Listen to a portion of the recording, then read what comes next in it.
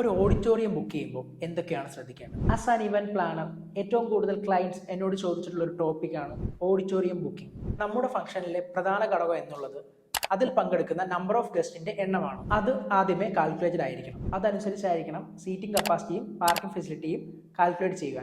ഏറ്റവും ഇമ്പോർട്ടൻറ്റ് കാര്യം whole timing ആണ്.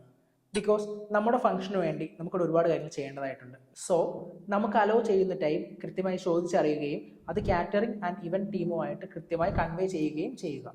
കൂടാതെ ഓഡിറ്റോറിയം എന്തൊക്കെ പ്രൊവൈഡ് ചെയ്യുന്നു എന്നും ഉറപ്പുവരുത്തുക. Like parking security, cleaning service, chairs for guest, tables etcetera.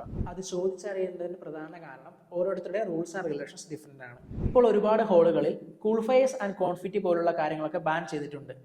നമ്മുടെ ഫംഗ്ഷൻ കളർഫുൾ ആക്കുന്ന അത്തരത്തിലുള്ള സ്പെഷ്യൽ എഫക്റ്റുകളൊക്കെ അവിടെ അലോ ചെയ്യുന്നുണ്ടോ എന്നും കൂടി ഒന്ന് ക്ലാരിഫൈ ചെയ്യുക. For more wedding updates please follow Vishnu Shobi.